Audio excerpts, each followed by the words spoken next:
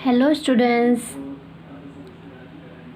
आज हम हिंदी का पार्ट 3 वीर अभिमन्यु जो है वो वापस से रिवाइज करेंगे। हमने पहले ही पढ़ चुके हैं इन चैप्टर्स को, इन लेसन्स को हम पहले भी पढ़ चुके हैं, लेकिन मैं वापस से आपको रिवाइज करवा रही हूँ, तो हम इसे वापस से रिवाइज करेंगे।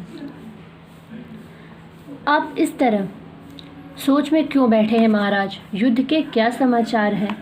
16 वर्ष के अभिमन्यु ने युधिष्ठिर के चरण छूकर पूछा। यहाँ पर वीर अभिमन्यु की बात की जा रही है। तो अभिमन्यु जी जो हैं उन्होंने महाराज से पूछा, युधिष्ठिर जी से, कि आप क्या सोच रहे हैं और युद्ध का क्या समाचार है? समाचार अच्छे नहीं हैं बेटा, लेकिन तुम क्यों चिंता करते हो? हम लोग तो हैं ही। युधिष्ठिर ने कहा कि समाचार अच्छे नहीं हैं, लेकिन तुम चिंता मत करो, हम लोग यहाँ पर हैं। मुझे भी बताइए, अभिमन्यु ने आग्रह किया। अभिमन्यु ने उनसे प्रार्थना की कि आप मुझे भी बताइए क्या समाचार है। युधिष्ठिर बोले, यह तो तुम जानते ही हो कि अभी तक हमारी जीत हो रही थी।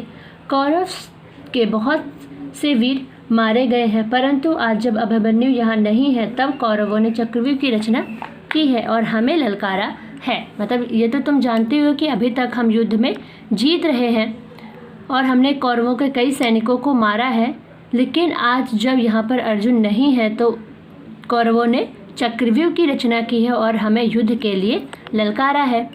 तो इसमें चिंता की क्या बात है? अभिमन्यु ने पूछा। अभिमन्यु बोलते हैं कि अब तो इसमें चिंता करने वाली ऐसी क्या बात है? युधिष्ठिर ने कहा, तुम नहीं जानते कि चक्रव्यूह को तोड़ना कितना कठिन है। वो बोलते हैं कि तुम्हें नहीं पता कि चक्रव्यूह को तोड़ना जो है वो कोई आसान काम नहीं है, बहुत ही कठिन है। उसमें सेना के चक्करदार जो है वो घेरे में खड़ा किया जाता है।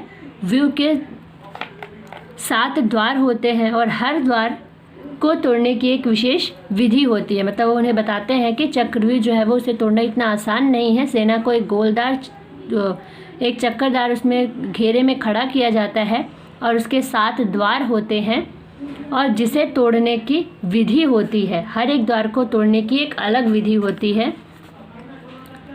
हम में से तुम्हारे पिता अर्जुन के अतिरिक्त और कोई चक्रव्यूह तोड़ना नहीं जानता। मतलब हम 5 भाइयों में सिर्फ अर्जुन ही थे जो चक्रव्यूह को तोड़ना जानते थे और किसी को भी चक्रव्यूह को तोड़ने की कला नहीं आती। यदि हम कल चक्रव्यूह की लड़ाई में नहीं जाते हैं तो हमारी हार मानी जाएगी, और अगर कल हम इस लड़ाई में भाग नहीं लेते हैं तो इसे हमारा हार समझा जाएगा कि हम हार गए हैं। अभिमन्यु जो है वो कहते हैं कि आप चिंता मत कीजिए, मुझे युद्ध में जाने की आज्ञा दें, मैं चक्रव्यूह तोड़ दूंगा। अभिमन्यु ने कहा। अभिमन्यु जो है वो कहते हैं कि आप मुझे जाने की आज्ञा दीजिए, मैं जो है वो चक्रव्यूह तोड़ दूंगा। तो वो बोलते हैं कि तुमने चक्रव्यूह तोड़ने की विद्या कहाँ सीखी और कब सीखी? अभिमन्यु जो है वो उन्होंने उत्तर दिया कि महाराज, एक बार पिताजी जो है वो माँ से चक्रव्यूह तोड़ने का वर्णन कर रहे थे। उस समय मैं माँ के पेट में था और मैंने यह वर्णन सुना। मतलब जब युधिष्ठिर उनसे पूछते हैं कि तुमने चक्रव्यूह तोड़ने की विद्या कब सीखी, तो वो बताते हैं कि एक बार जब पिताजी माँ को चक्रव्यूह तोड़ने की विद्या बता रहे थे, उनका वर्णन कर रहे थे, तो मैं माँ के पेट में था और मैंने तभी यह विद्या सीखी। केवल व्यूह से निकलना नहीं जानता, क्योंकि जब अंतिम द्वार तोड़ने का वर्णन आया तभी माँ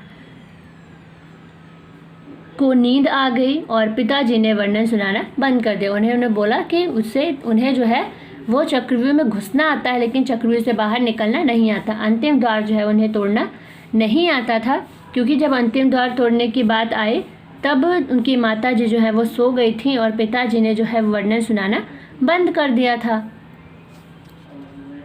अंतिम द्वार तो मैं अपनी गदा से ही तोड़ दूंगा, अभिमन्यु ने गदा हिलाते हुए गरज कर कहा। अभिमन्यु जो है उसने कहा कि अंतिम जो द्वार है वो तो मैं अपने गदे से ही तोड़ दूंगा।